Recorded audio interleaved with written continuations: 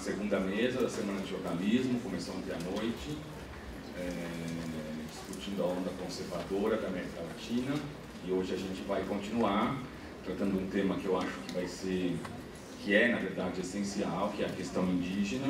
E, como todo mundo sabe aqui, esse ano o eixo da Semana de Jornalismo é a América Latina, e eu fico muito feliz que o grupo de preparação da semana tenha saído a questão indígena como um dos temas da mesa que nós vamos debater. A questão indígena é uma história de massacre permanente na América Latina. Eu recentemente participei de um seminário onde alguns números que eu não conhecia e que foram anunciados me pareceram terríveis realmente, e entre esses números, um que foi divulgado pela Comissão Nacional da Verdade, que enquanto a gente já conhece que durante a ditadura militar cerca de 300 a 400 pessoas foram mortas pela ditadura, essas pessoas militantes políticos, o número de índios mortos no mesmo período é muito maior, foram 8 mil mortos durante a ditadura militar, e esse número nunca aparece nos cartazes da ditadura. Então eu acho que abordar a questão indígena aqui hoje é uma questão essencial. Ontem mesmo na mesa também foi falado como que durante o próprio governo de esquerda, das últimas que aconteceram aqui no Brasil nos últimos anos, do Lula e da Dilma, os índios continuaram a serem massacrados, por exemplo, com a construção de Belmonte. Então, eu acho que essa mesa é absolutamente pertinente para a gente tratar das questões aqui que nós vamos abordar. E para falar sobre essas questões, foram convidados, eu vou anunciar aqui, por ordem da colocação na mesa, o Bruno Veis, que é do Instituto Socioambiental, do ISA. É muito bacana ter o Bruno aqui, bem-vindo, Bruno, foi aluno do curso, então vai ser bacana ele também poder falar um pouco sobre esse percurso de um jornalista que se formou aqui e hoje trabalha nessa questão indígena. Depois nós temos a Tatiane Klein, que é do Observatório da Imprensa e do CEP. Já foi do Observatório. Tá bom. Como estava aqui, então, da USP. Aí ao meu lado direito, o Hélio Carlos Melo, do Jornalistas Livre, que também tem um trabalho junto com a Faculdade de Medicina, que vai falar bastante sobre isso. E aí o Tiago Henrique de Cupé, que é da tribo indígena do Jaraguá, certo? Da aldeia. Então nós vamos, tanto o Tiago como o Bruno vão precisar se retirar um pouco mais cedo, então nós vamos, já falei aqui com um dos membros da mesa, nós vamos primeiro ter a fala do Tiago e do Bruno, e aí a gente tem uma roda de perguntas, e aí depois a Tatiane e o Hélio vão poder falar, para a gente encerrar então o nosso debate. O Bruno tem um clipe, você quer mostrar? Isso. Se afastar um pouquinho. Tá. Podia apagar a luz lá, seria bom.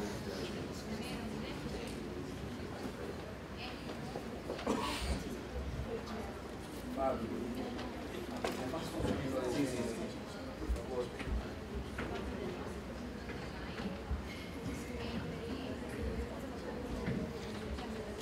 Porra, cara, tu tá...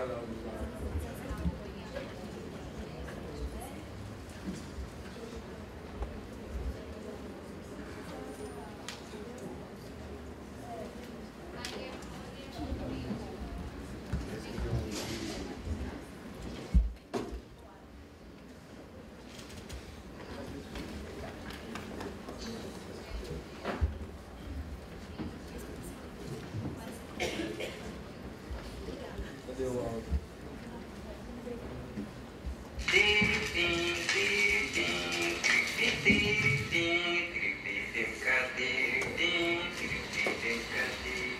Kataha paniwana. Kataha ye magapehe paitenako. Amazon.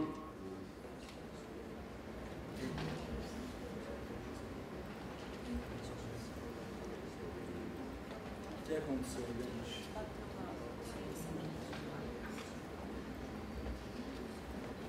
Travou tudo aqui, hein?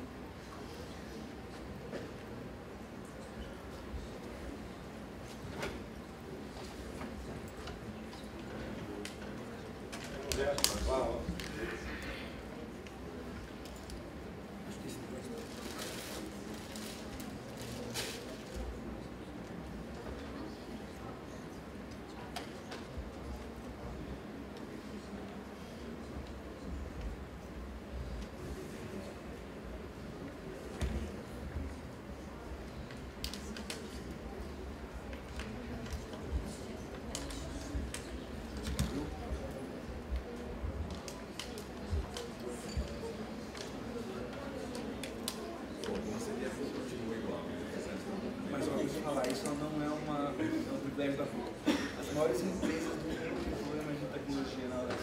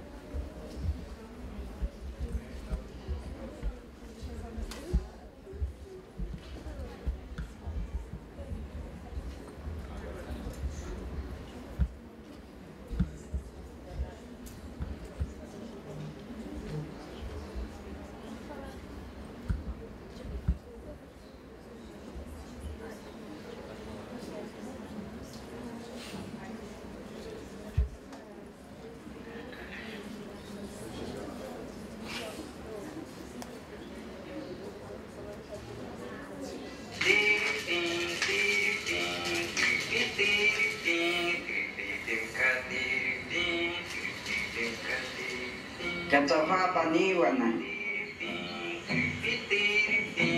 Katawayema Gapehe Paitinago Amazonia Wani Kawamana Nitsa Wema Kayaka Karunko Akawan Hebe Delta Wanakawa Palamarita Wanya Kawakati Iyo Watakawa Chikure Pakuwaka Nyawakiuka Brasil Nyasakapakwe Paka Kametsa Watapikaka Vintakete Iyo Nazaka Dupia Upi 1500 anos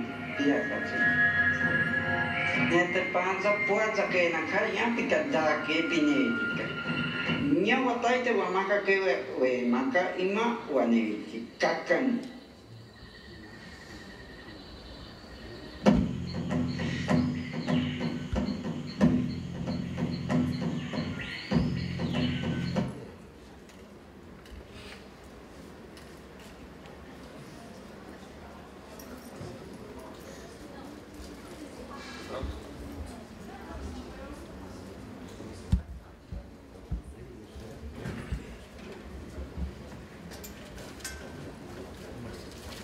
Bom dia a todos. Meu nome é Bruno, eu sou estudante de jornalismo da PUC de São Paulo. Me formei. Tá. É um anúncio. A mesa vai ser ampliada, então eu queria dar boas-vindas ao Marcelo Zelic, um pesquisador que fez uma pesquisa sobre os índios na ditadura e que, por uma falha na comunicação aí durante a organização da semana, a gente não recebeu o e-mail de confirmação do convite dele, mas é muito bom que você esteja aqui. Obrigado por ter vindo, então. Então vamos continuar. Desculpa por te interromper, mas... Bem-vindo, Marcelo. Salve. Eu me formei aqui há 18 anos, é um prazer retornar à faculdade, conhecer vocês. E eu coordeno a comunicação desse Instituto de Socioambiental, que é uma ONG que fica aqui em São Paulo e que atua com comunidades indígenas em algumas regiões do Brasil, na Amazônia também. E esse filme foi a primeira campanha pública que o ISA produziu em 23 anos. Foi uma campanha que foi para o cinema, foi para a televisão e trata, como vocês puderam ver, da questão do preconceito em relação aos povos indígenas. Depois vocês podem fazer qualquer pergunta sobre o filme em si, sobre a campanha, mas a minha primeira conversa, provocação que eu queria fazer com vocês é que tem uma notícia boa e uma notícia ruim para falar, pensando nessas duas possibilidades. Uma tem muito do ponto de vista de como a questão indígena é tratada na imprensa hoje, né? Como é difícil você encontrar uma cobertura na mídia mais equilibrada e que realmente pondere o ponto de vista das comunidades indígenas em relação, sobretudo, aos seus antagonistas nos desafios que estão postos, nos dilemas e nos conflitos que acontecem no país. Normalmente a questão indígena é tratada como um problema ou uma tragédia na imprensa. Você tem os genocídios, os massacres, né, do lado da tragédia, e você tem o lado do problema, que é quando os índios invadem a FUNAI, fazem bloqueio de estrada, invadem o canteiro de uma usina hidrelétrica, e aí a questão indígena é um problema.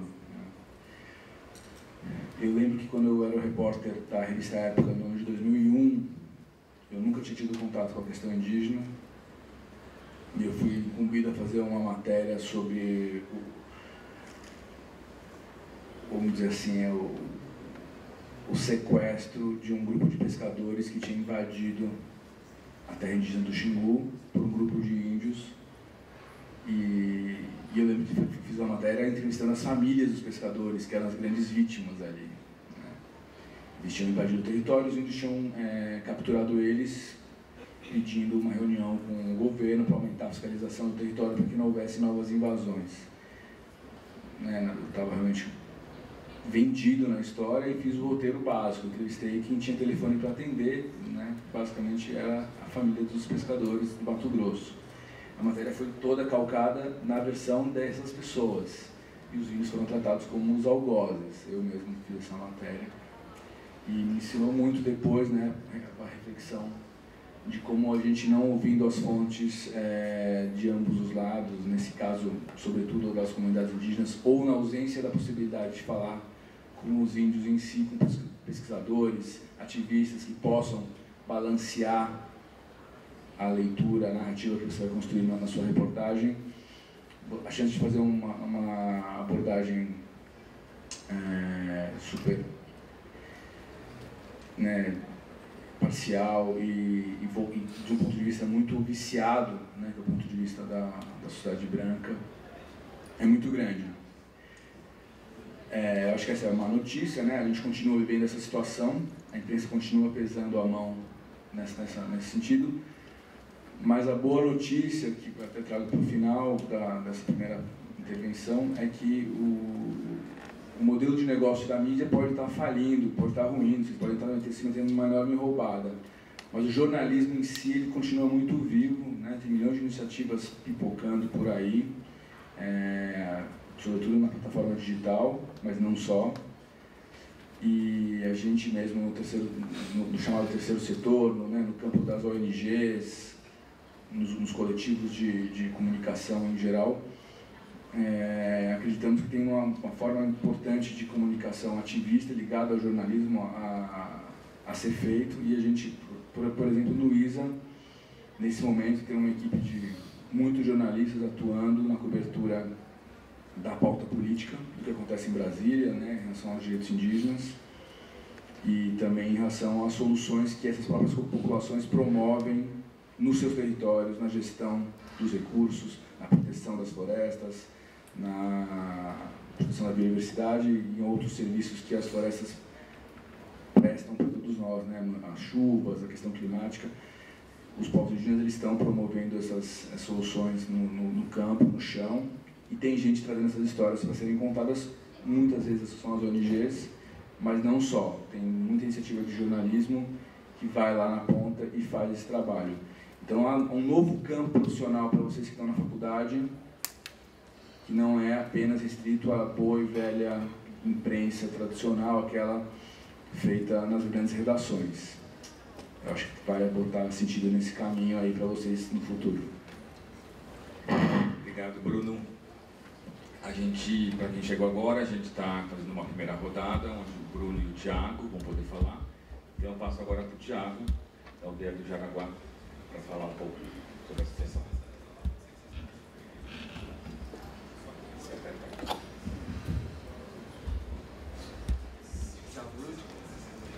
Jaúde, sou o Thiago Henrique Canaíba Pé, sou de liderança da terra indígena Jaraguá. Agora acabou.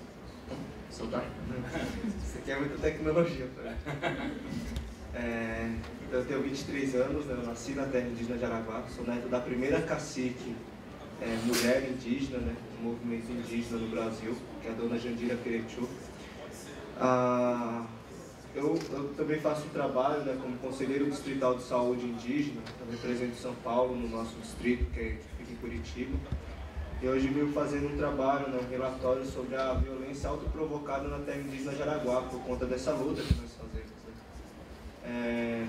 Diferente de outros conflitos territoriais, como no Mato Grosso do Sul, os Guarani Kaiowá, ou na própria Amazônia, nós da terra indígena Jaraguá estamos no centro de São Paulo, na capital de São Paulo. Então a violência que a gente acaba sofrendo não é muito de pistoleiro, mas sim do próprio político mesmo. Eles invadem nosso território, eles nos tiram o direito às políticas públicas, eles rasgam a Constituição brasileira e isso faz com que a gente viva sem esperança dentro da nossa comunidade. Né? Então, hoje falar do território tradicionalmente ocupado por um povo guarani, o território ele era muito amplo, né? O nosso povo não vê fronteiras entre o nosso território, né? Todo Agrupá era um território sagrado que não deveria ter muros ou asfalto, não deveria ser vendido. Foi um território feito por Janderu. E quando o Juruá ele impõe que a gente tenha que atravessar fronteiras, isso nos deixa triste, né? Porque o território guarani ele vem desde da Argentina, Paraguai, Bolívia, vem todo o litoral sul do Brasil, vem pegando, os povos guarani frequentavam essa região por questão espiritual mesmo. Nós somos nômades, somos pessoas que estávamos buscando uma sabedoria de Nhanderu. Ele nos ensinava dessa forma, que a gente tinha que ocupar o nosso território dessa forma, estando presente em todo esse espaço. E quando uma das coisas que poucos sabem, que nas missões dos 7 povos, né, quando os jesuítas estavam catequizando os povos indígenas, foi trago mais de 200 mil Guarani para São Paulo, para construir o pátio do colégio, para construir a cidade de São Paulo. Então hoje é mais ou menos o que tem de Guarani vivendo em todo o território da Urupá que a gente temos hoje, desde os países fora do Brasil, né, quanto no próprio Brasil. Então é a mesma coisa de pegar todos os Guarani que sobraram hoje e fazer de escravo para a construção de cidades. E São Paulo, não só como São Paulo, mas todo o Brasil tem uma dívida muito histórica com o nosso povo, porque massacrou e matou muito do nosso povo. Se hoje nós sobrevivemos, foi porque nós temos uma organização social que ela é milenar, ela é passada de geração em geração de forma oral. Nossa palavra ela é sagrada para nós. Então, o branco, quando ele veio para esse continente, ele não tinha a palavra, ele tinha o papel. E aí ele fez as suas leis, falando que suas leis, que estava escrita, era a sua palavra, que é aquilo que era sagrado para eles. E aí criaram a Constituição Brasileira, que fala no artigo 231 que nós temos direito à nossa língua, à nossa crença e à nossa terra tradicionalmente ocupada, que ela tem que ser demarcada e protegida de forma imediata. E eu tenho 23 anos e não vi minha terra ser demarcada ainda, não vi minha terra ser protegida. Eu vi o próprio governo depois rasgar a sua palavra e falar que o índio que não estava no seu território a partir de 88, ele não tem direito à demarcação do seu território, porque sua história começa ali. Então não leva em consideração que antes da Constituição Brasileira, o índio não era visto como sujeito de direito. Ele era tutelado pela SPI, que era o Serviço de Proteção ao Índio, era tutelado pela FUNAI. Então não podia reivindicar nenhuma participação no estudo antropológico de uma demarcação. E só depois de 87 que meus avós pôde reivindicar o direito de dizer que o território que foi demarcado com apenas 1,7 hectares estava errado. Que nossa terra não era só aquilo que nós protegia, que nós utilizávamos para a nossa sobrevivência, para a nossa sabedoria, mas toda a área da Mata Atlântica que ainda tinha sobrado no Pico do Jaraguá tinha que ser protegido como uma terra tradicional, não como uma reserva indígena, mas como uma terra tradicional Guarani-Biá. Então, nós vivemos essa luta ainda hoje. O meu avô ele voltou para a terra indígena de Jaraguá na década de 60, no final da década de 50 para a década de 60. Mas antes disso, estava o meu tio, que é o André Samuel. Ele já vivia ali, tio Samuel, na década de 50, um pouco antes. E, para que entenda, antes do próprio André Samuel ele voltar a permanecer com sua família na terra indígena de Jaraguá, ali já era uma terra tradicional dos povos indígenas. Tanto os Guarani-Biá, quanto os Guarani-Andeva e os Tupi-Guarani viviam na área do Pico do Jaraguá por conta que não aceitava a questão da escravidão. Então, quando conseguia fugir, o Pico do Jaraguá ele era um ponto alto de São Paulo, ponto de referência para que os povos pudessem se organizar e depois poder partir para suas aldeias. Outros permaneciam durante anos ali. Até que um dos bandeirantes, o Afonso Sardinha, chegou também para tirar ouro da região e matou todos que estavam ali. Então, o nosso povo não é um povo de luta, não é um povo de guerra, da luta com sangue. Nossa luta ela é sagrada. Quando o branco ele invadia, a gente se escondia. Meu avô falava que quando o branco ele avançava, a gente recuava para dentro da mata. Só que hoje não tem mais a mata para a gente recuar. Então a gente tem que ficar e resistir. Então, desde então, minha família ela permanece na terra indígena do Jaraguá. A gente luta para que se proteja a terra indígena Jaraguá. Hoje poucos não entendem, né? O próprio branco deu o nome de Jaraguá por conta da onça que vivia ali. Aquela onça ela era sagrada para o nosso povo. Ela não era uma onça comum, ela era uma onça que o seu espírito protegia toda aquela região. Porque ali tinha muitos espíritos que tinham sido maltratados. Para construir a casa do Afonso Sardinha, o próprio Juruá hoje coloca uma placa lá escrito que aquela casa que tem dentro do Parque Estadual foi feita com sangue. Eles têm orgulho de fazer homenagem ao Afonso Sardinha. Têm orgulho de fazer homenagem aos bandeirantes, a rodovia dos bandeirantes que está no meio do nosso território. Ou a rodovia do Anhanguera, que para nós não é nada mais do que um espírito de matador. Então a gente vive dessa forma. Hoje, a gente tem diversos casos de violência provocada na terra indígena do Jaraguá. Porque o jovem hoje não vê expectativa de vida. Eles não vê uma forma que o Juruá ele se sensibilize, esse Juruá que está no poder hoje, que são aqueles que têm pelo na boca, que se sensibilize e veja que o nosso povo é um povo sagrado. A gente tem uma história de vida. São mais de 500 anos resistindo a todo o massacre que já foi feito pelo homem branco. E hoje a gente continuamos fazendo essa resistência. A gente é criminalizado, marginalizado, a gente sofre preconceito, racismo. As pessoas nos julgam. E a todo momento a gente se mantém firme. Porque Nhanderu sempre está cuidando do nosso povo. Então, eu não posso me estender muito, porque temos mais parente aqui para falar. Mas eu gostaria que vocês entendessem um pouquinho dessa nossa luta, dessa nossa resistência, né? O ISA hoje ajuda muito, né? Muitos anos vem próximo à nossa luta. Esse ano a gente teve algo inédito, né, no Brasil, que foi o Ministério da Justiça desmarcar um território que já estava demarcado pelo governo federal, pelo seu próprio ministério. Então, a gente tinha feito uma luta muito grande para o reconhecimento de atualização de limites da terra indígena Jaraguá, que foi demarcado em 14 de abril de 1987.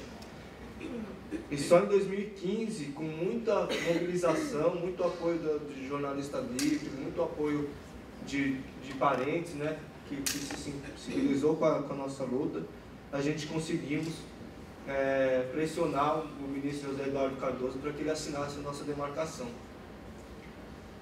E ali no Jaraguá tem questão da privatização do Parque Estadual de Jaraguá, tem pessoas ligadas à política que financiam a campanha do PSDB, que querem criar transportadora no nosso território, querem fazer exploração de madeira, exploração das poucas nascentes que sobraram. Então, a gente estava feliz com essa conquista, né? Nós estávamos esperando agora a homologação do nosso território.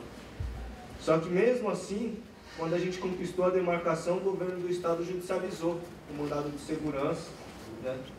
Então, estava no Supremo Tribunal Federal, um dos ministros, Dias Toffoli, tinha feito parecer favorável à nossa demarcação, dizendo que se ele pudesse julgar a questão da nossa demarcação, ele julgaria favorável, porque o relatório, todas as provas que tem ali só dizem claramente que o nosso território é um território tradicional guarani-burá e que tem que ser protegido, e que não entendia o porquê que o governo estadual estava fazendo aquilo com o nosso povo.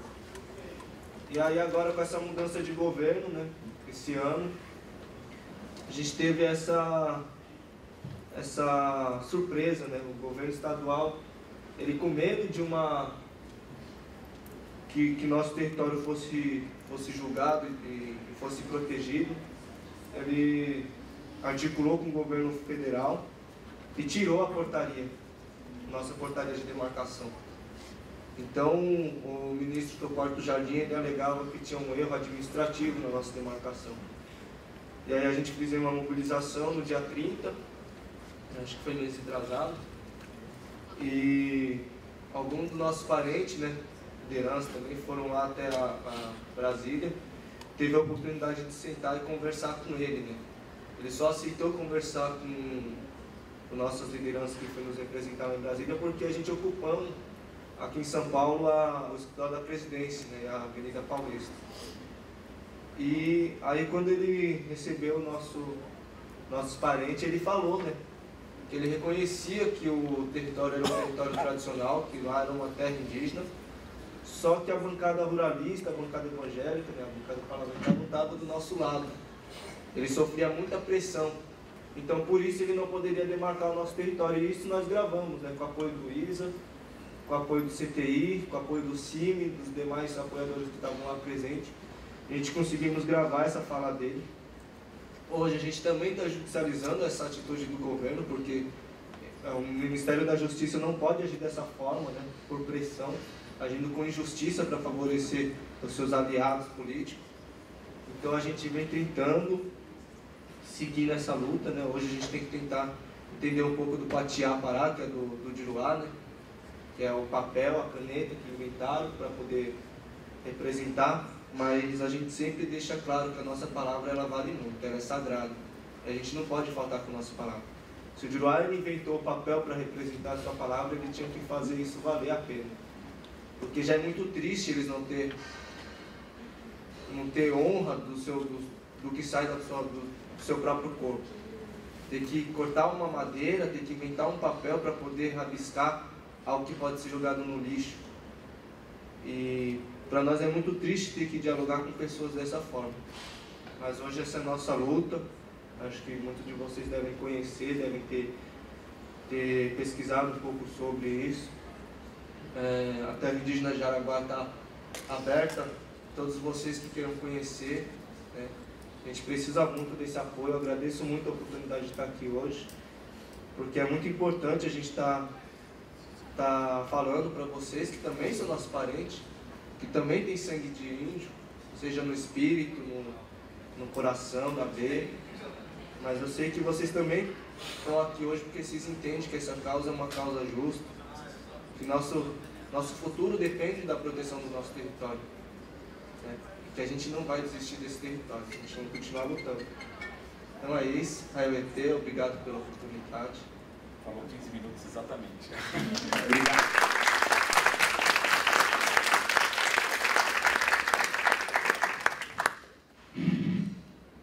Bom, a gente tem agora uma rodada de perguntas, o microfone está ali, quem quiser fazer questões, por favor, levanta a mão. Vamos fazer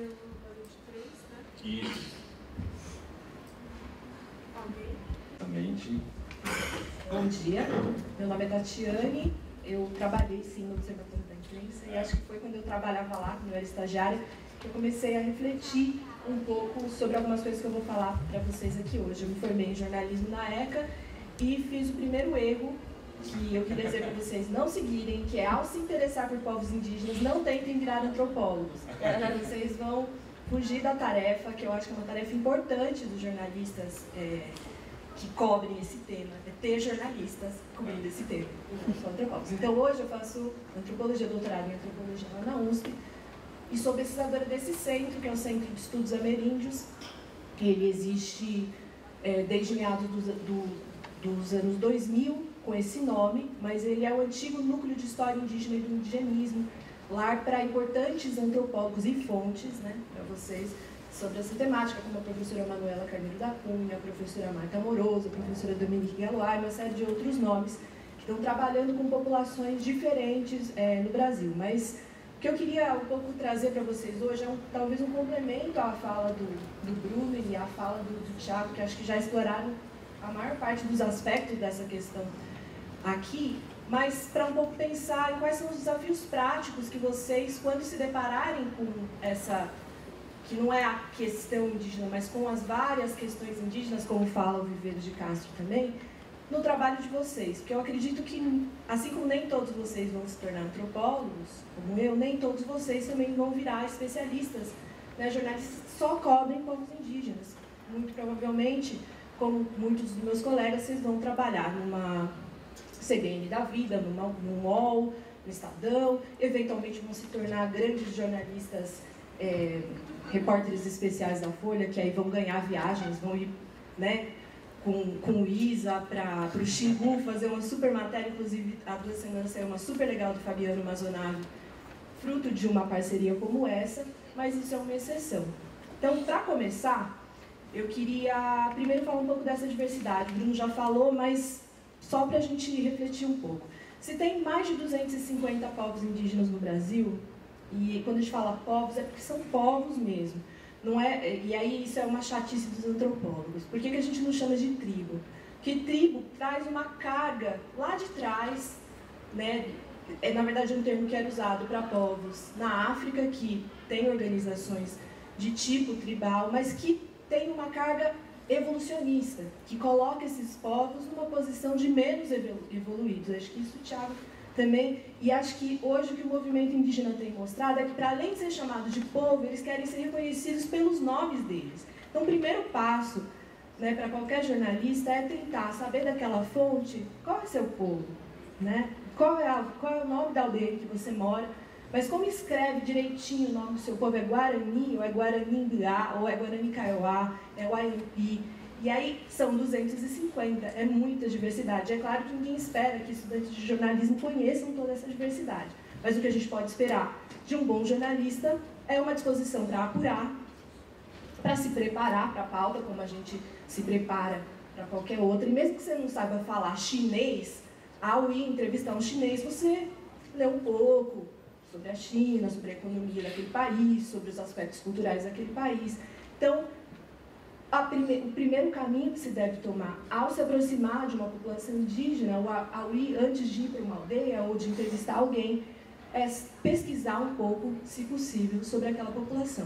E aí tem muitas fontes para isso. Uma das fontes é o próprio site do ISA, que acho que depois a gente pode passar o endereço, o site do Conselho Indigenista Missionário, que é muito vinculado ao pessoal aqui da PUC e que faz um trabalho super importante produzindo relatórios de violência contra povos indígenas, né, registrando, juntando dados tanto da área da saúde quanto denúncias que vêm das próprias comunidades de todo o Brasil. Então esse próprio relatório já tem muitos elementos, pode soprar várias pautas para vocês.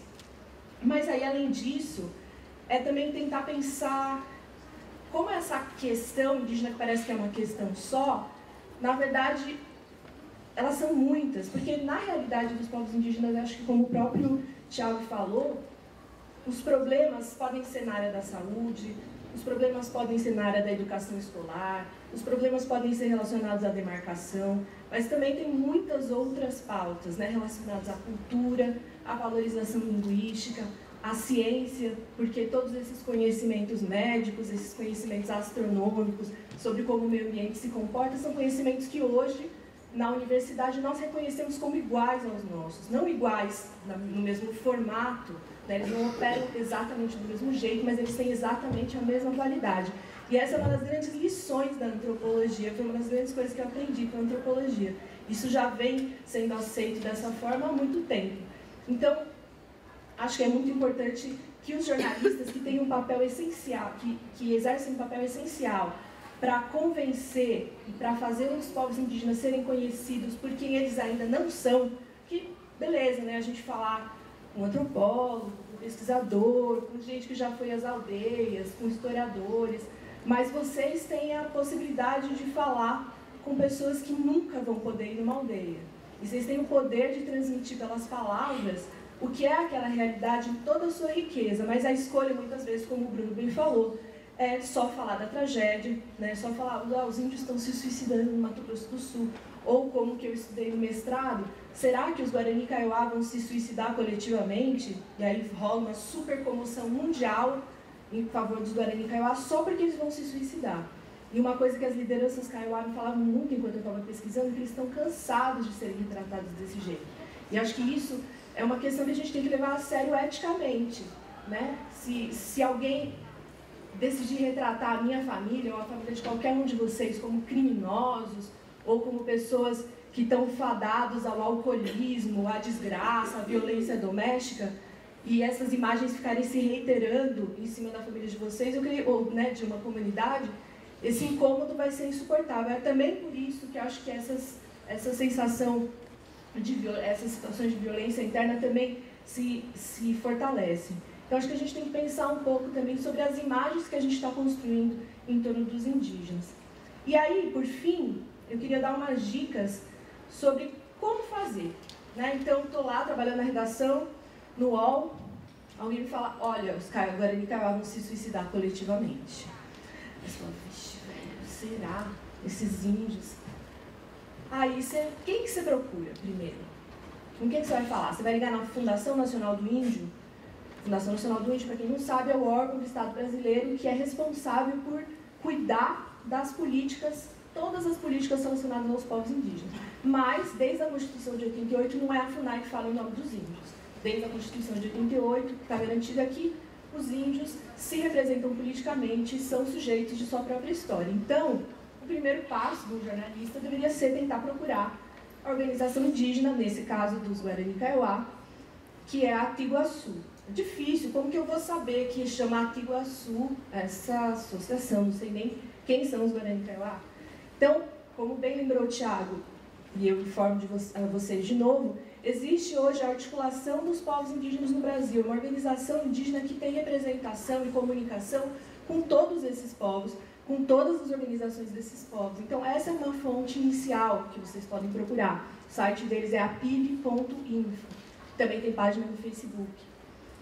O povo Guarani, pela Comissão Guarani Ibirupá aqui em São Paulo, por exemplo, tem até assessor de imprensa. Então, é facinho. O Conselho Indígena de Roraima também tem uma assessora de imprensa indígena, que é a Mayra, super acessível. Então, a depender da pauta, vocês podem procurar primeiramente a PIB e depois outras organizações indígenas.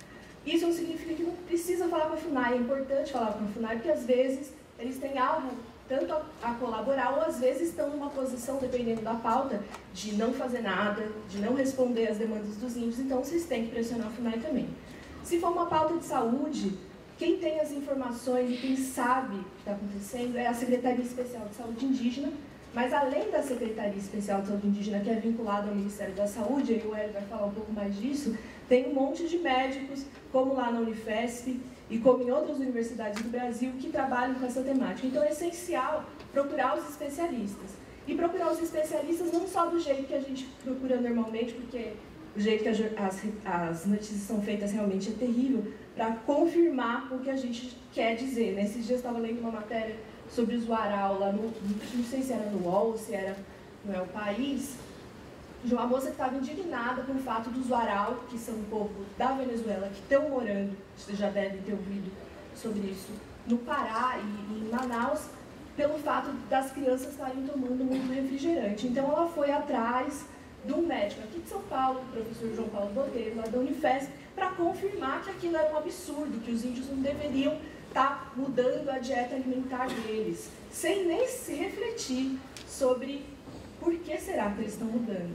Então, acho que tem alguns passos que às vezes tudo bem, não dá tempo, o ritmo das redações é muito diferente, mas que a gente tem que pelo menos se colocar. E aí, além disso, tem as organizações não governamentais que atuam junto aos índios, que tem muitos pesquisadores também que há muito tempo trabalham com um determinado povo, e isso acontece porque é muito difícil uma pessoa saber tudo sobre os... Não, uma pessoa saber tudo sobre os Yanomami, sobre os Guarani, sobre os Waiampi. Então, às vezes, para falar sobre os Yanomami, você vai ter que procurar o Bruce Albert, que é o fulano que ficou lá 30 anos com eles. Para falar sobre os Waiampi, nesse caso da Renca, quem foi procurada foi a professora Dominique, lá do Sexta. Mas se fosse para falar dos Guarani do Guiá, ela ia indicar o Daniel Pierre, que é um amigo grande dos Guarani, que está trabalhando com eles há muito tempo. Então, muitas vezes vocês vão ter que ir à caça, né, e ficar procurando quem é esse especialista, mas é importante fazer isso, porque senão a pessoa vai falar um monte de generalidades e a matéria de vocês vai ficar super pobre nesses termos. E, principalmente, procurar as fontes indígenas, né? Além das organizações, se você está na aldeia, né, querer procurar saber, como nessas mobilizações Guarani, a gente sempre fazia isso, destacar um porta-voz e indicar sempre ele para falar com a imprensa, porque assim como no nosso mundo nem todo mundo fala bem com a imprensa, nas comunidades também, né? Tem pessoas que têm mais ou menos facilidade, então respeitar essa escolha, essas escolhas é muito importante. E, bem, é isso. Eu tenho só uma última coisinha, tem um protocolo muito legal no site do ISA, que eu acho que vocês encontram, posso deixar o endereço com as meninas, que é sobre o direito autoral e o direito de imagem dos índios, que é um pouquinho diferente desses protocolos que a gente costuma levar quando vai fotografar, etc. E aí, nesse caso também, da produção de fotografias ou de imagens, tomar muito cuidado com a caracterização da pessoa que está lá, perguntar o nome, o que a gente mais vê é assim, Índia Guarani, ou tipo, a menina é Pataxó, aí a pessoa coloca Índia nos Jogos Indígenas né, do Brasil, que teve agora, os Jogos Internacionais Indígenas.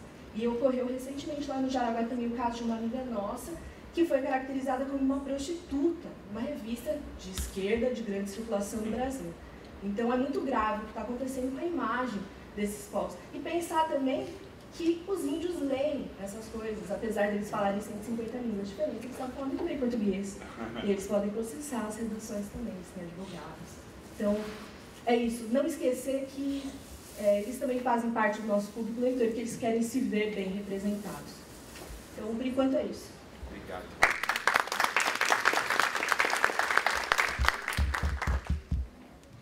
Obrigado. O Hélio, você fala agora então para a gente, por favor?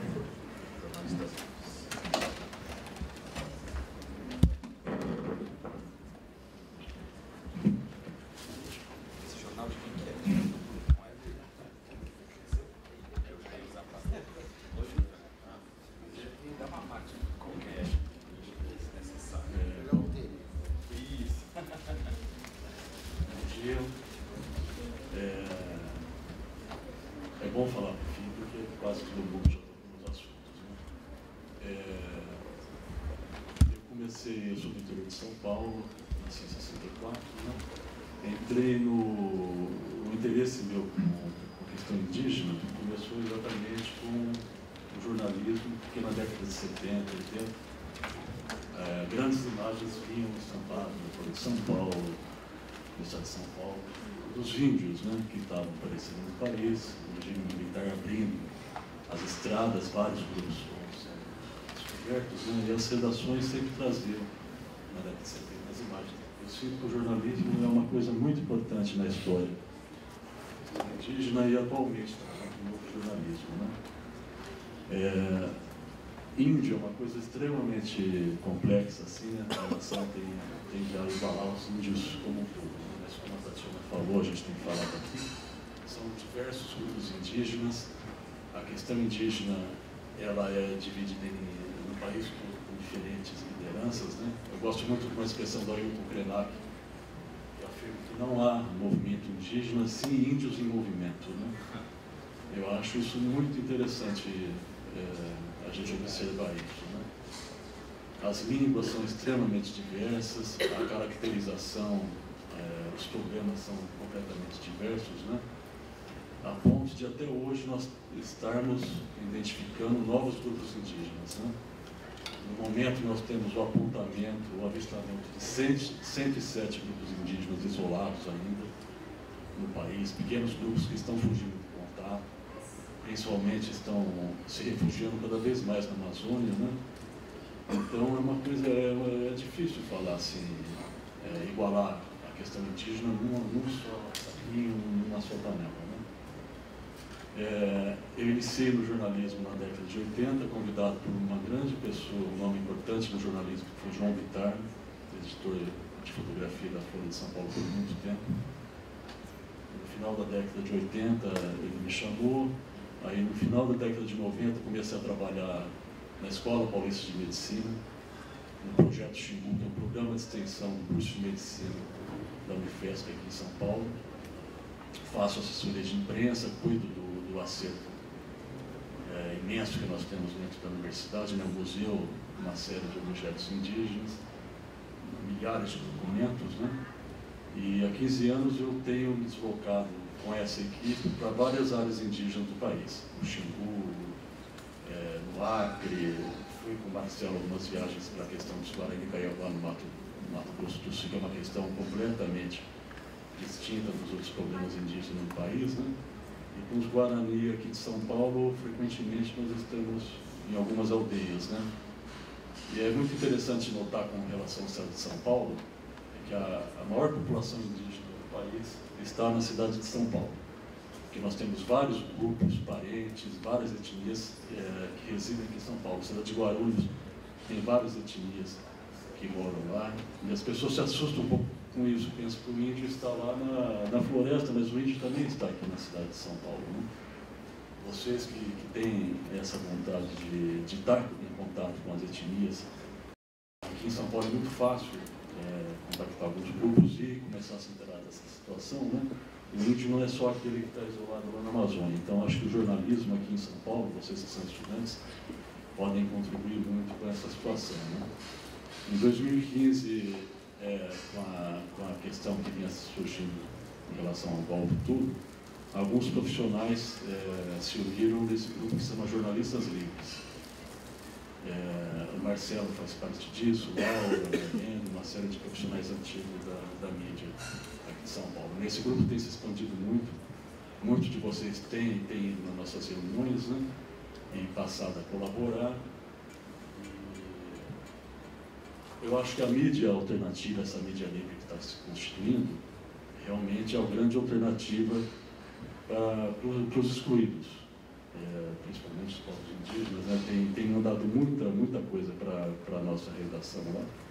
E nós estamos dando essa voz para essa turma toda, né? O Marcelo, acho que você fala disso, né, Marcelo? Aí o Marcelo continua e vocês vão perguntando para mim.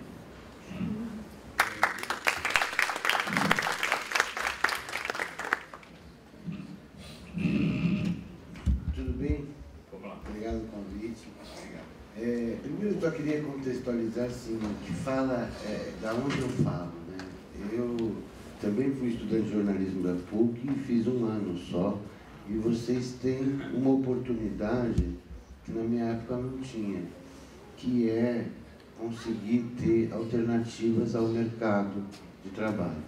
Eu saí da PUC porque não existia possibilidade naquela época de você ter um trabalho de jornalismo formado como jornalismo alternativo, e fui fazer comunicação popular, morando em favela e tal, por aí comecei o trabalho. Sobre o tema indígena, e não percam a oportunidade, né? Porque vocês podem formar e conseguir trabalhar com jornalismo hoje, como jornalistas livres trabalham, como jornalistas em instituições que não estão comprometidas com uma linhagem dos grandes jornalões e tal, né? Então, agora, sobre a questão indígena e os povos indígenas, o local de onde eu falo é o local da cidadania. Eu não sou antropólogo, eu não sou uma pessoa formada em alguma área, historiadora, está tirando ponto, historiador, não sou.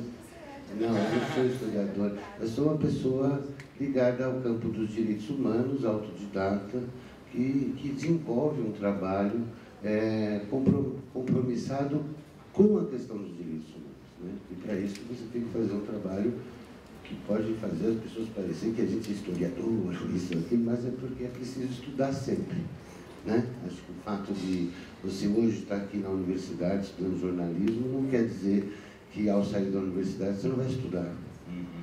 Opa, peguei um diploma, estou lá. Não, o estudo é uma coisa constante, ela é permanente. Se você quer se relacionar com os parentes aqui do Jaraguá, Guarani, tem que de fato, a Tati frisou isso, aprofundar previamente algumas questões, saber o que você está fazendo, para não ficar pisando no pé de quem já está com dor, né? Porque às vezes você vai lá com a intenção boa e pisa feio no dedão inchado e o cara passa 15 dias com dor e você está na sua casa escrevendo que está legal. Então são coisas que são importantes, um estudo permanente, independente da área que você foi alocado a fazer a matéria. No caso dos indígenas, por exemplo, eu nunca mexi com esse tema até então. Fui instado a mexer com ele no período da Comissão Nacional da Verdade.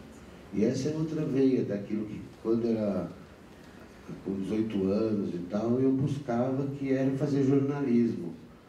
E, no entanto, assim, o que eu buscava ali, ele tem vários componentes no meu trabalho hoje, né? Você conseguir fazer um trabalho de investigação, né? Pesquisar os assuntos, levantar as fontes, ver o que acontece. Por exemplo, existia...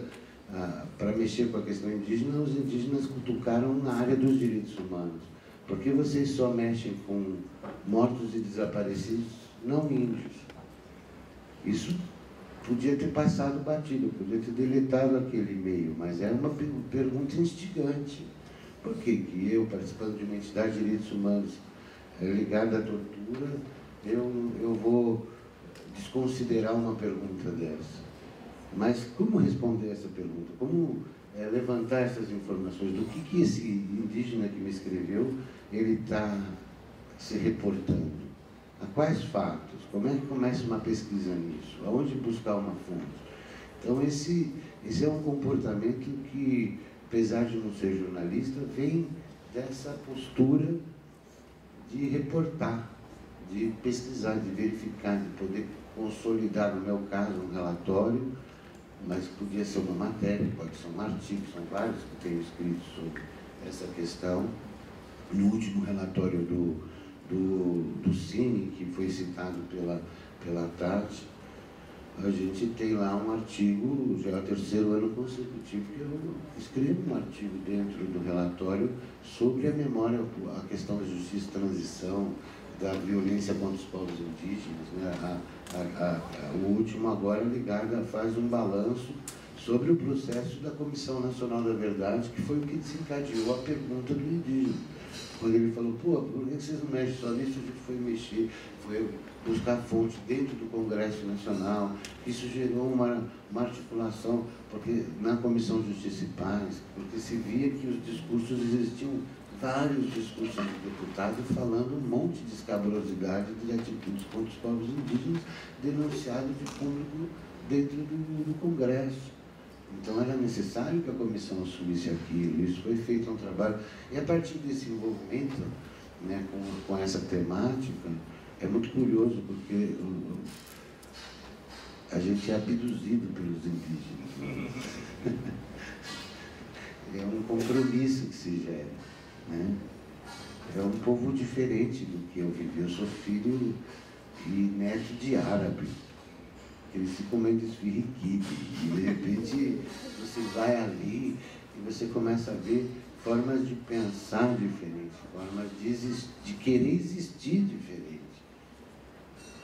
Prioridades que não são as que você aprendeu desde pequeno, religiões que não são deuses distintos. Não é só um deus distinto, são várias formas de se relacionar em vários campos. Então, a questão que faz essa função, de fato, é a diversidade.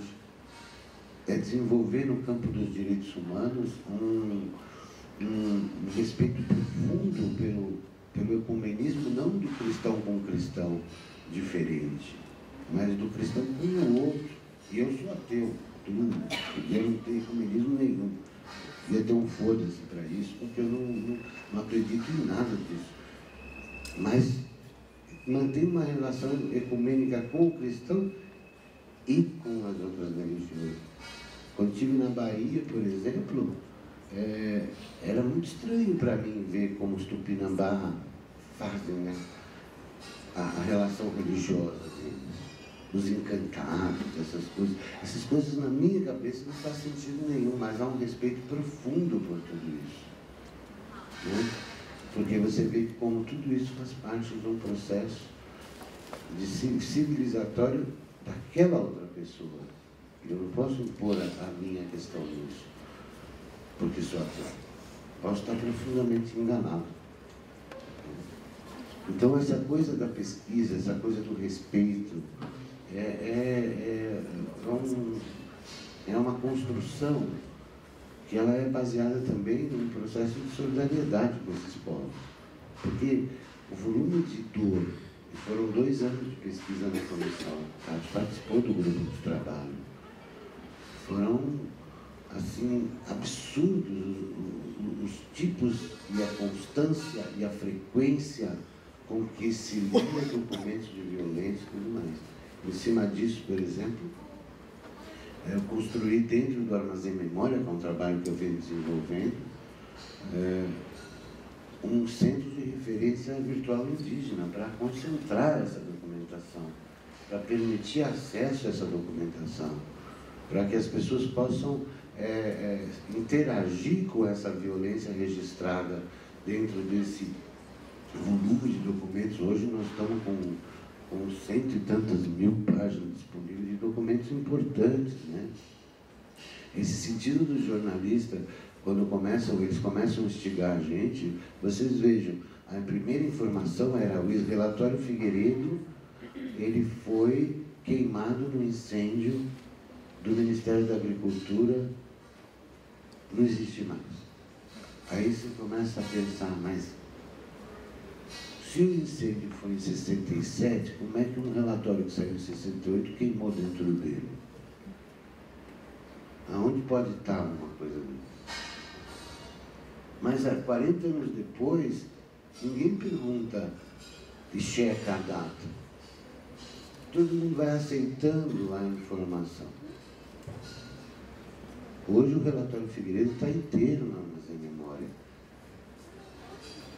São 7.000 páginas de um processo que foi único no final da década de 60, repleto de denúncias de violação de direitos humanos contra os povos indígenas, de roubo da renda indígena, de violências bárbaras contra a pessoa do índio. Um documento que gerou, na época da sua produção, uma crise institucional, que caiu o ministro do interior, Albuquerque Lima, que era um cara da ditadura. Mas caiu por quê? Porque ali parecia denúncia de genocídio. E que repercutiu no mundo afora esse negócio. E o tempo passa e as pessoas vão soltando a conversa de que isso aí pegou fogo, isso não existe mais, isso aí não vale, né? E aí você vai a Brasília, acha um documento, vai o outro, acha uma pista, quando vai não sei o que, vai não. E o trabalho para buscar fonte, para buscar documentos, é um trabalho que não se dá pelo meu esforço, se dá pelo esforço coletivo. Se eu não tivesse ido ao Museu do Índio, se eu fosse como um pesquisador de universidade, chega lá, olha para o funcionário e acha que ele é um funcionário, e portanto vai lá e pergunta, cadê o lugar que eu pesquiso? Você vai conseguir o que você quer, com mais dor, eu acho, com mais aflição, né? Com menos interação, com menos construção. Quer dizer, a primeira visita ao Museu do Índio, eu tomei café e conversei. Conversei sobre a importância da Comissão Nacional da Verdade, a importância política para os indígenas o fato da gente desfocar dos mortos e desaparecidos, os grandes heróis da esquerda e essa coisa toda, e abrir para que a gente tenha uma visão do real significado da repressão política no Brasil. Porque ela é uma construção, ela foi feita como uma construção, a violência que eles praticaram, de um modelo de funcionamento da economia, de uma forma de moldar um país, um comportamento. Não foi só quem reagiu ao processo deles de moldar.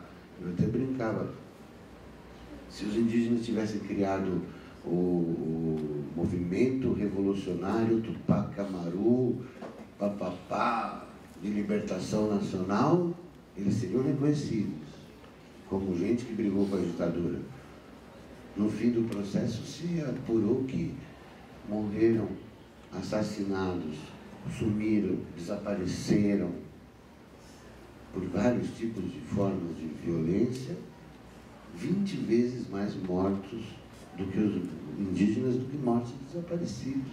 20 vezes. E isso olhando 5 povos bem olhados, 5 do jeito que deu.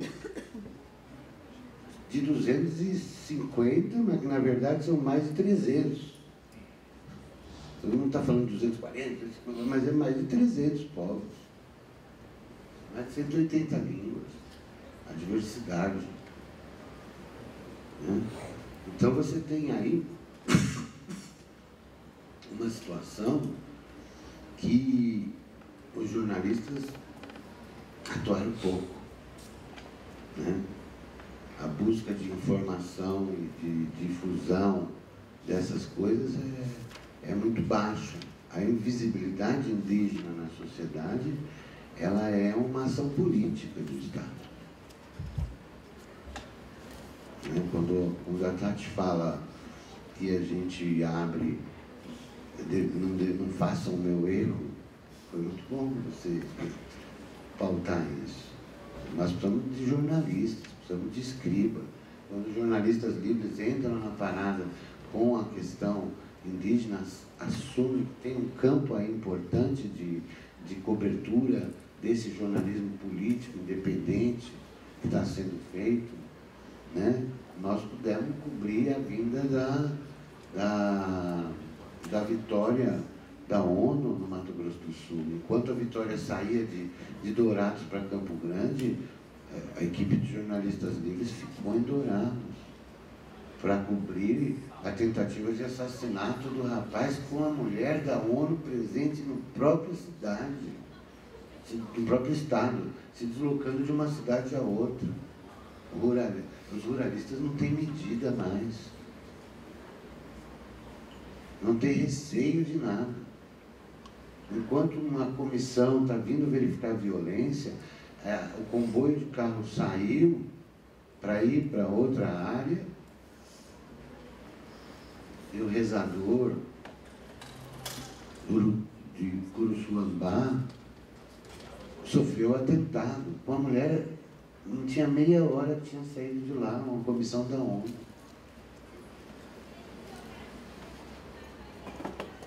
É um processo de violência tão pesado que vive os povos indígenas que a necessidade de penas escrevendo, de canetas escrevendo, de computadores escrevendo, de sinal de fumaça que possa trazer informação real, concreta da dor que está colocada.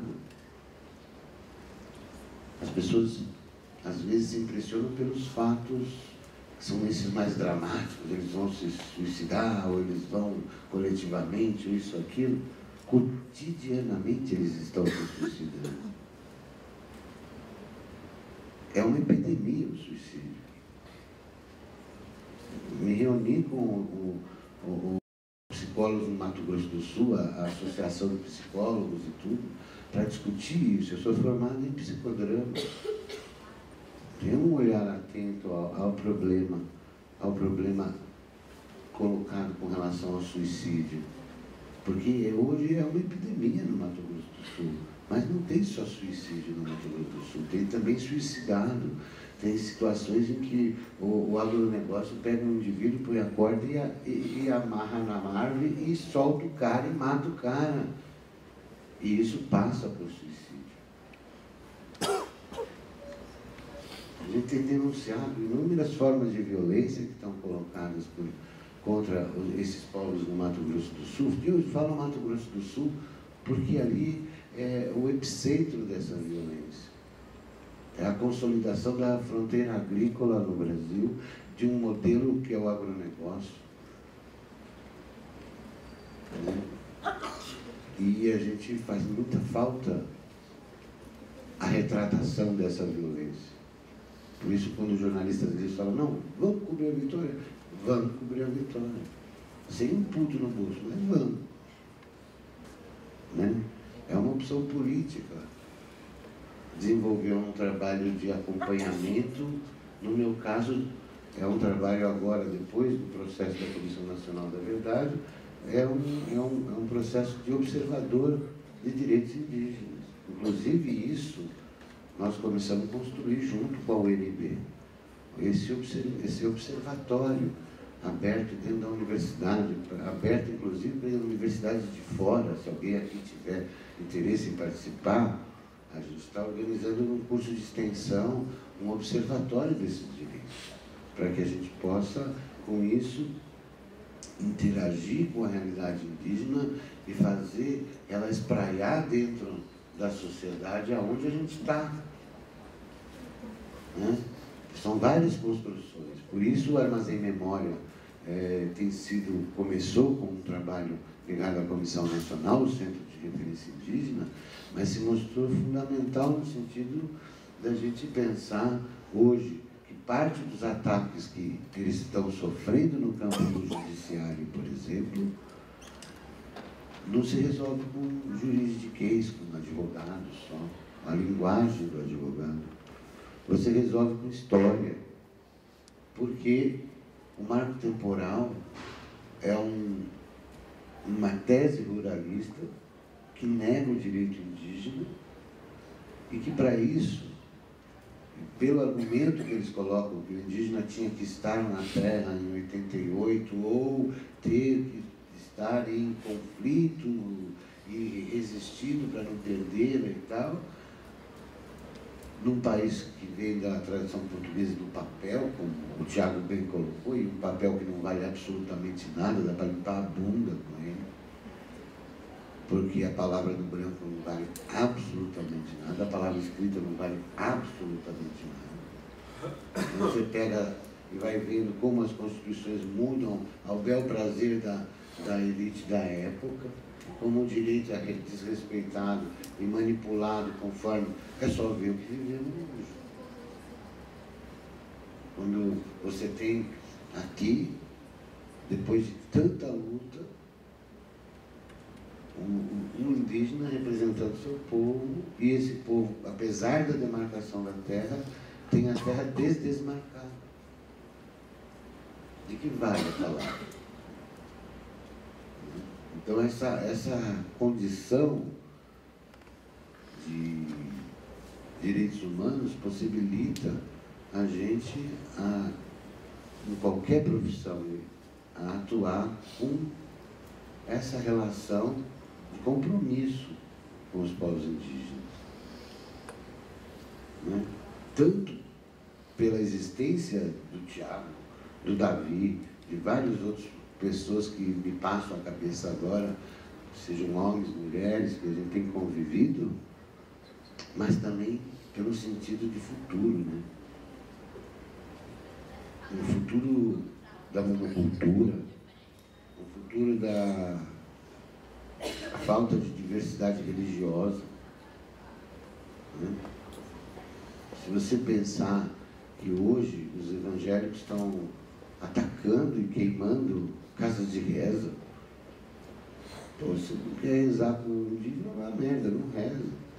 Você não é obrigado a rezar com ele, do jeito dele, com o Deus dele e tudo mais. Não, mas se queima uma casa de reza, se dá um tiro no rezador. O rezador é uma figura central na comunidade indígena. É uma das centrais. Você tem, antes de uma retomada de terra, as pessoas passam com quem? Comigo? Não, passa com o rezador. Alguns vêm falar, vai ter, mas é por outras razões. O rezador ele vai trabalhar a defesa deles que vão lá de peito aberto. E alguns morrem, como o Simão, no Mato Grosso do Sul, de tiro, ao tentar entrar. Vamos esgotar então. Então, para concluir, quer dizer, vocês no campo do jornalismo têm ali, eu acho que uma questão forte que eu vi, é que ao construir um texto é preciso ligar o passado. Nem que for um parágrafo, sabe? Pesquisar um parágrafo e ligar esse passado. Não deixar o texto solto. Está tendo suicídio lá, bom, mas já teve outro. Desde 92 fala em suicídio. Teve estudo em 91 sobre suicídio no Mato Grosso do Sul. Nós estamos em 2017 e a coisa continua tendo estudo e a coisa vai, mas o suicídio vai aumentando.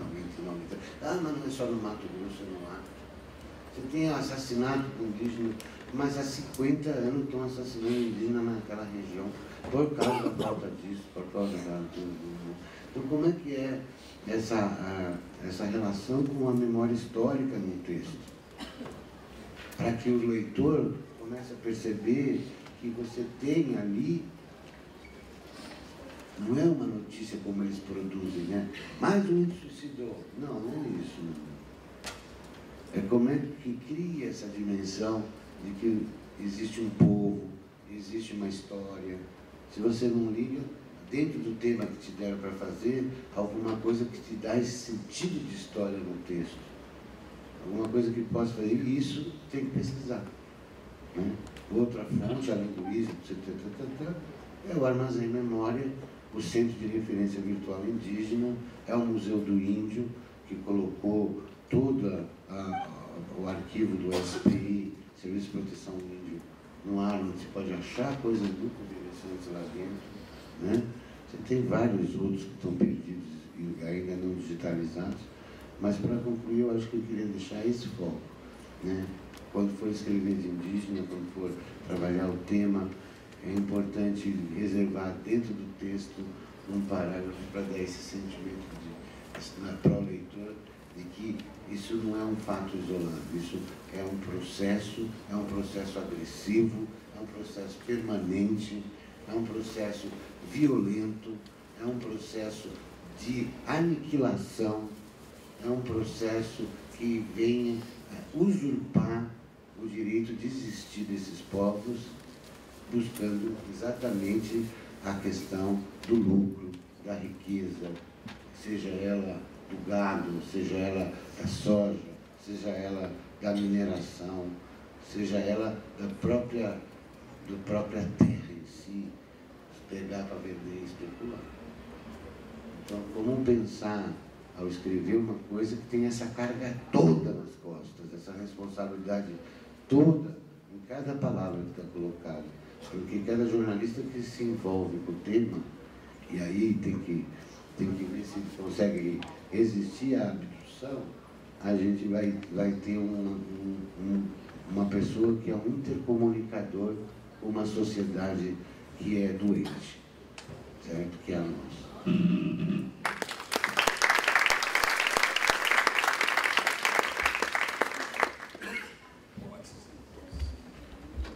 Antes de passar para a sessão agora de perguntas, eu quero parabenizar a comissão que está organizando a semana, na presença da Ana, que foi minha interlocutora, por organizar uma mesa tão complexa e tão completa, né, com tantas vozes, e especialmente com a presença do Thiago. Eu acho essencial, quando a gente está falando sobre povos indígenas, que os povos indígenas estejam representados. Então, é muito legal que a gente tenha tantas pessoas que estão ao lado, que são companheiros, mas que a gente também tem aqui a presença daquele que é o sujeito dessa história também, e que há tanto tempo é violentado no fim das contas. Então, é uma mesa muito bacana e eu fico muito feliz que a gente tenha tido um debate que explora as relações com o jornalismo, a história do jornalismo, enfim, as possibilidades de um novo jornalismo, mas que também contemple a presença do Thiago aqui nessa mesa da aldeia do Jaraguá. Gostaria de agradecer a oportunidade, né, que esse debate venha se multiplicar, que vocês possam conversar com outras pessoas e levar essa luta adiante, que é muito importante mesmo para todos nós, que o Brasil ele respeite o nosso direito. Então, é um pouquinho difícil para mim vir, né? Vou ter que voltar agora para o trabalho, depois tenho que levar meu filhinho no médico. E só complementando essa questão das igrejas, que por mais que alguns indígenas acabam cedendo, mesmo quando a gente acaba cedendo, a gente ainda tem uma visão muito crítica, por conta que a nossa espiritualidade ela fala sempre mais alto. Então, acho que por isso que a gente conseguiu manter todos esses anos de resistência. Por ter essa parte crítica dentro de nós, que faz com que a gente questione mesmo o modo do não indígena se impor a outra cultura, a outras crenças. Então isso ajuda muito. Mais uma vez agradeço vocês mesmo, ter que sair, e que eu possa algum dia voltar, né, ou ver vocês formados, mas que vocês venham fazer um bom trabalho, que vocês tenham um bom aproveitamento desse diálogo. Obrigado.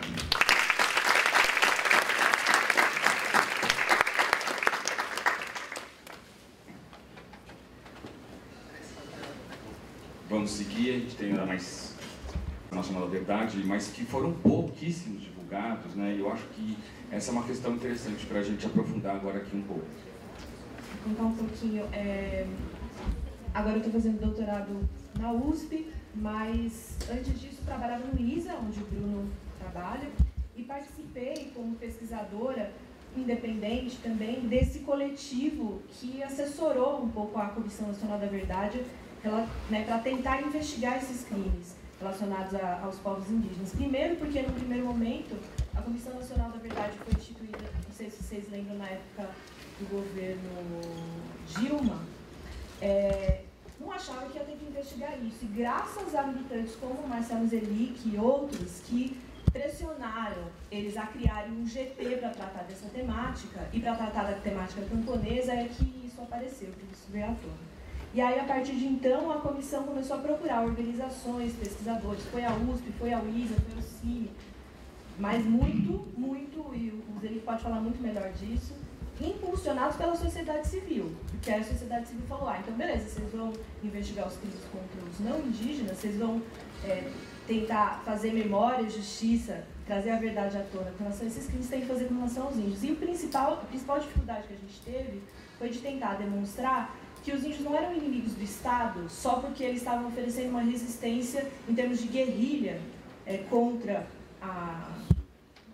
os militares. Essa era a visão que a comissão tinha, que quem é inimigo do Estado é quem se organizou politicamente nas cidades. Então, se você não provasse que os índios tinham organização política, que já é um absurdo, porque o que a Constituição diz é que eles têm a organização política deles e ela é reconhecida, então o próprio fato de existir uma aldeia, isso já é uma organização política, mas ainda tinha que provar que eles tinham resistido.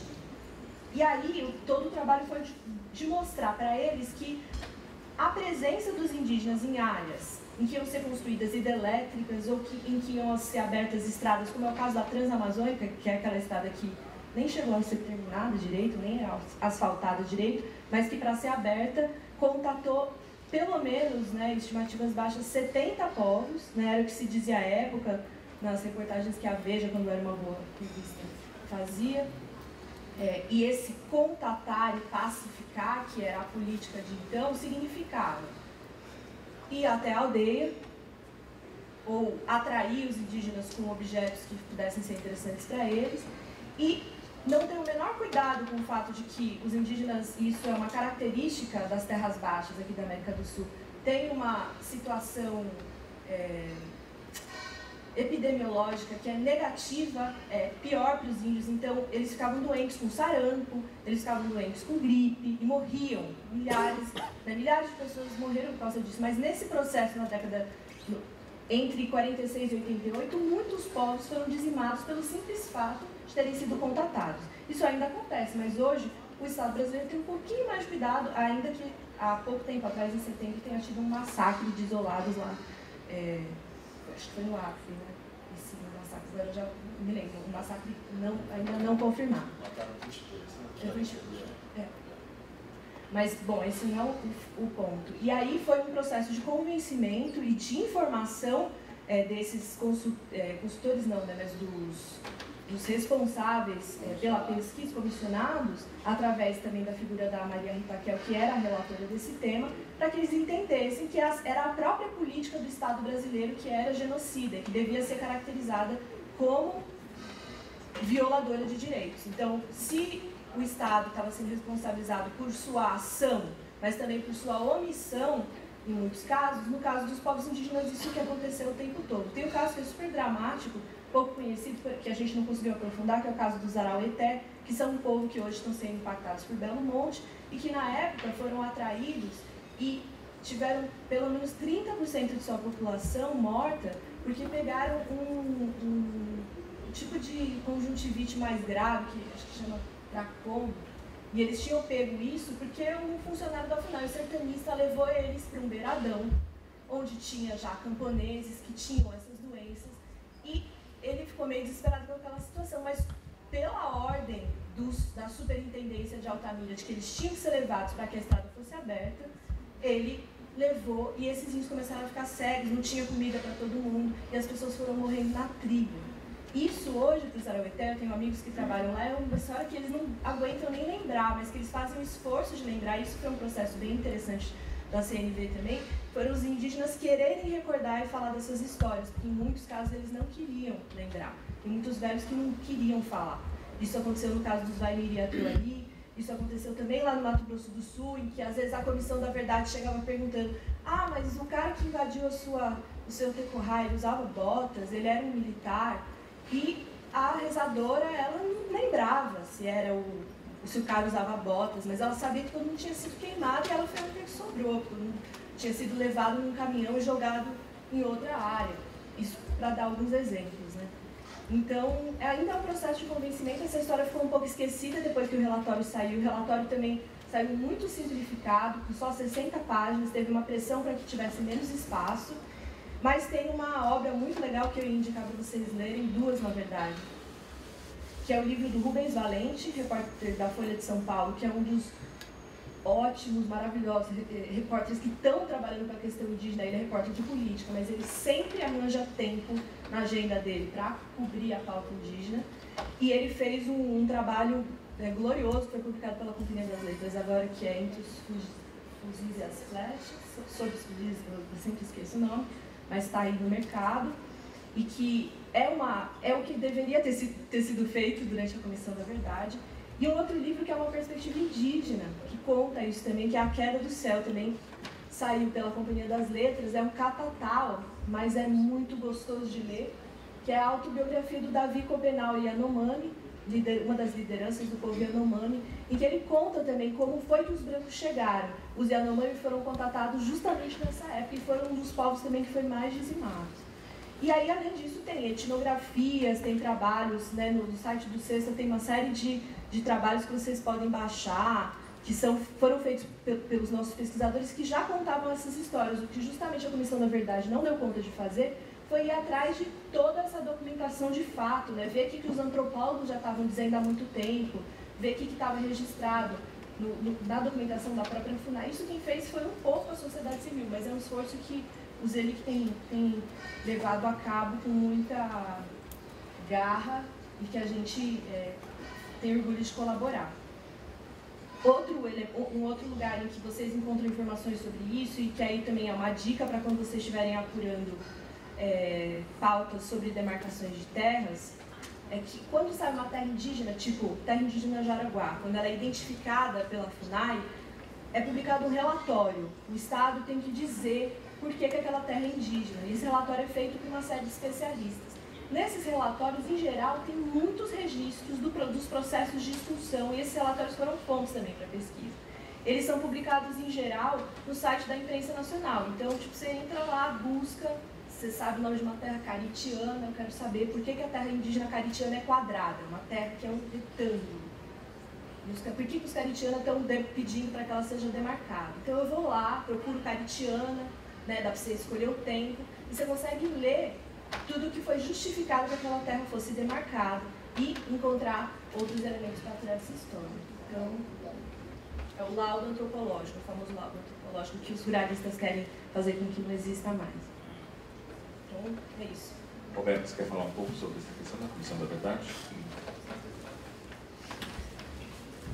Eu acho que o processo da Comissão da Verdade, ele teve uma importância grande porque ele incluiu os indígenas na justiça de transição. Isso é um grande mérito, por mais precário que era o trabalho no sentido de equipe. Por exemplo, a Comissão Nacional tinha um recurso X lá em milhões. O Grupo de Trabalho Indígena teve 0 de recurso. Tinha uma passagem aqui, uma passagem lá. Quer dizer, os outros grupos tinham assessores contratados, convênios com universidades, pessoas estudando, especialistas contratados, despesas e com arquivos e tudo mais. O grupo indígena, não.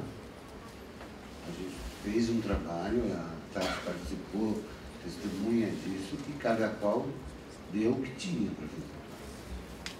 Né?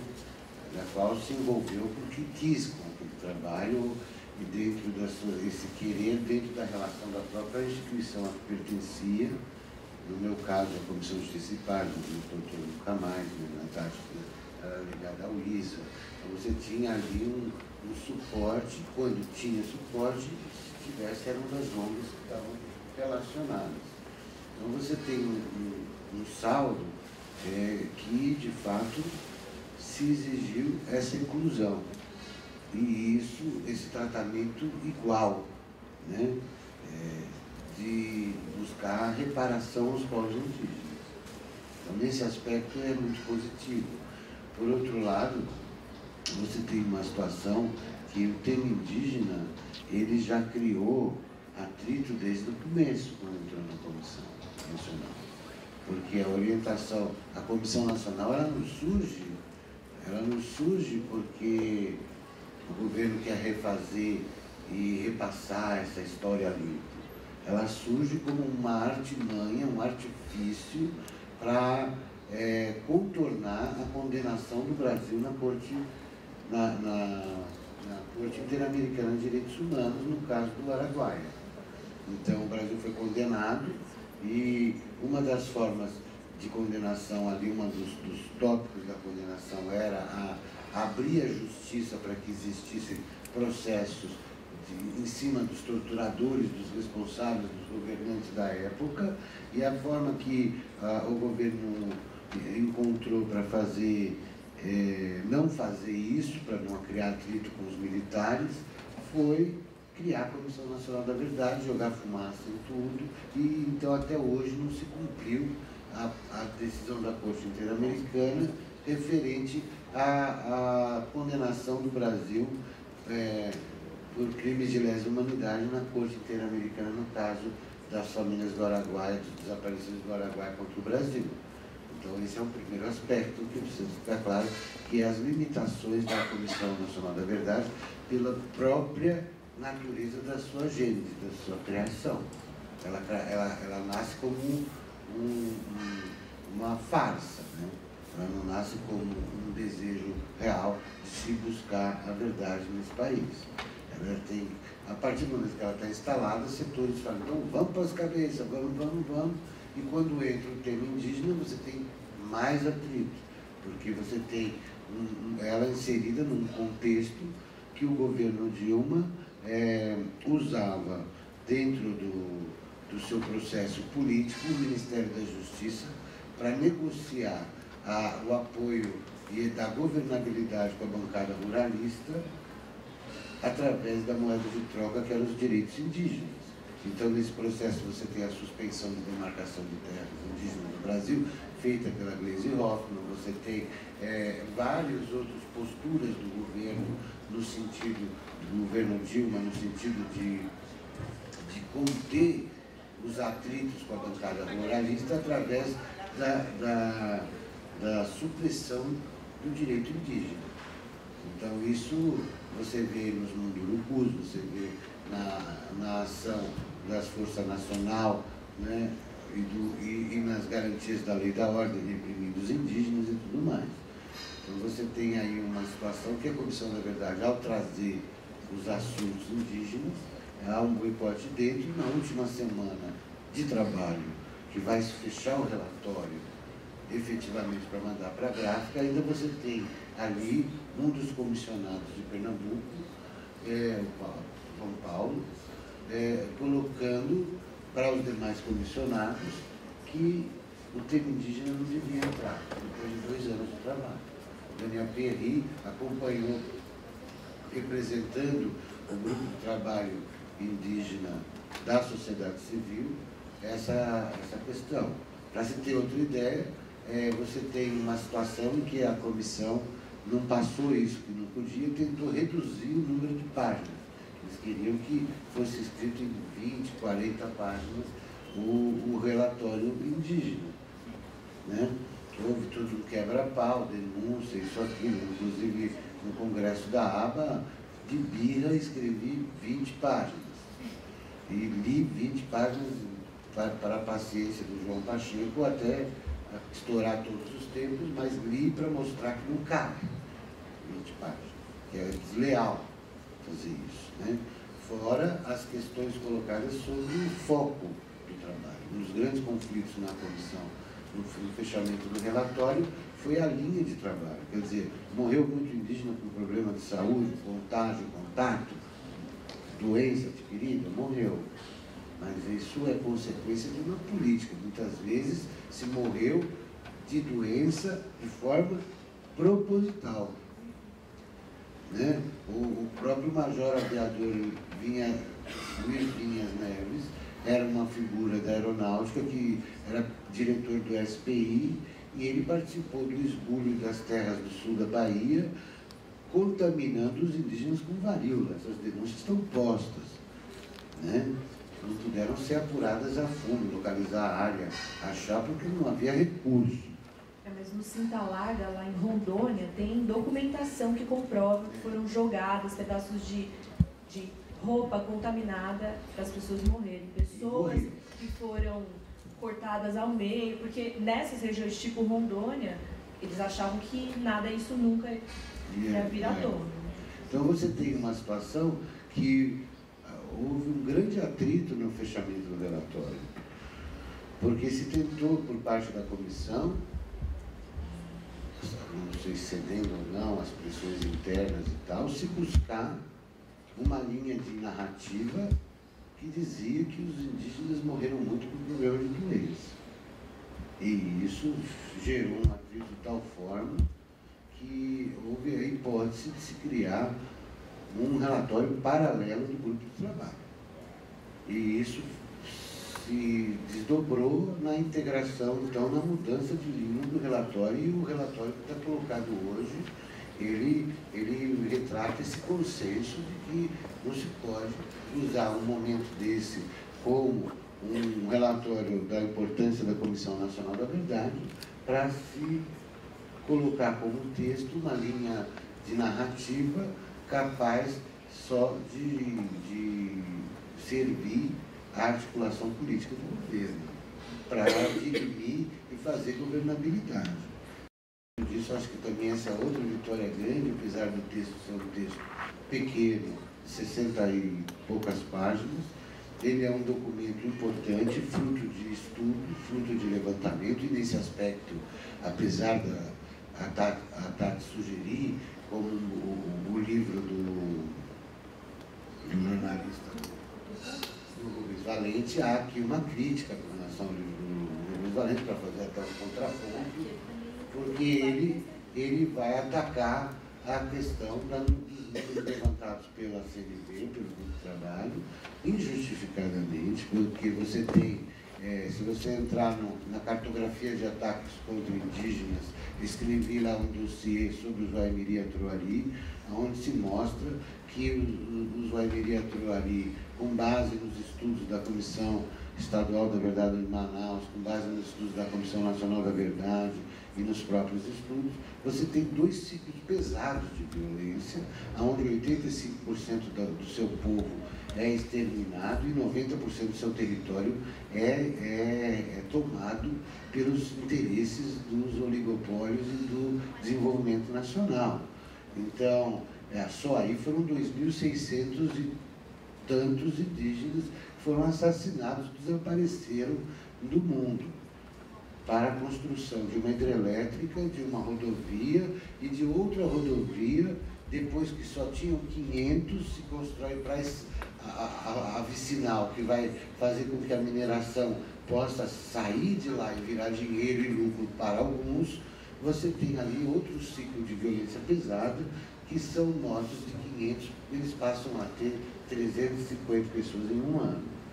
Então, são 2 ciclos pesados de violência que não justificam o Rubem Valente dizer no texto dele que a Comissão Nacional da Verdade inflou os seus números e não sabe justificar os números que tem. Então, justamente a avaliação que a gente fez é que 8.350 era uma estimativa baixíssima. Porque, na verdade, a maior parte dos povos indígenas que foram contatados nessa época estão de 250. Eu acho que... Só na coisa são 70 nas estradas que cortaram. Só nessas obras são 70.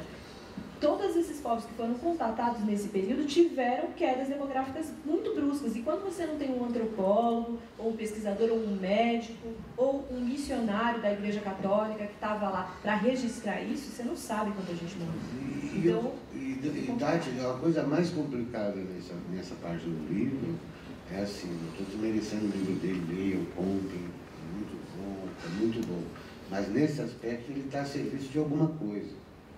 Certo? Ele está contrapondo alguma coisa e ele é metido com a Folha e tal. Então, você tem aí algumas questões que têm que ser ponderadas. Porque quando você chega aos números que a comissão chegou, ela não chegou em estimativa só. Então tá, não é chutar. E a gente é uma estimativa que abrange 10 povos. Não é uma estimativa que abrange. Então esses outros 60 que a gente não escutou, põe aí dentro. Não é isso. Então você tem uma situação que passou-se a discutir um número para desviar o assunto do ato, do fato, da reparação. Acho que só para adicionar um ponto que é bem importante desse relatório, que se vocês abrirem para ler, vocês vão ver que é o ponto principal, que vem antes, inclusive, do número, de uma tentativa de totalizar e da descrição dos casos, é que essa política de Estado da época, ela tinha um objetivo principal. Esse objetivo não era garantir que a Amazônia fosse habitada, estava casado com esse plano dos militares, o plano de integração nacional. Mas o principal objetivo era anterior, que era ocupar as terras indígenas, fazer com que elas fossem úteis, afinal, os índios não produzem nada. Então, esse era um processo que já estava em curso desde o final do século XIX, em regiões como o oeste do Paraná, o sul do Mato Grosso do Sul, que tinha processos sistemáticos de grilagem e de repasse da transformação das terras que os índios ocupavam em terras devolutas, que são terras do Estado, que ele pode dispor para particulares. Foi isso que aconteceu no Mato Grosso do Sul, com a cessão das terras dos Kaiowá para a Companhia Mate Laranjeiras. Essa história está contada num documentário que chama Martírio, que está passando também aí por aí. Mas, em todas as outras regiões, mesmo quando a justificativa era a construção de obras de infraestrutura, aí você podia dizer, os índios morreram porque eles foram contatados e eles ficaram doentes. Eles morreram porque levaram, isso aconteceu no caso dos Tapaiuna, levaram um jornalista com gripe lá no dia do contato e aí morreram os Tapaiuna. Isso aconteceu, mas isso não é a violação do direito humano.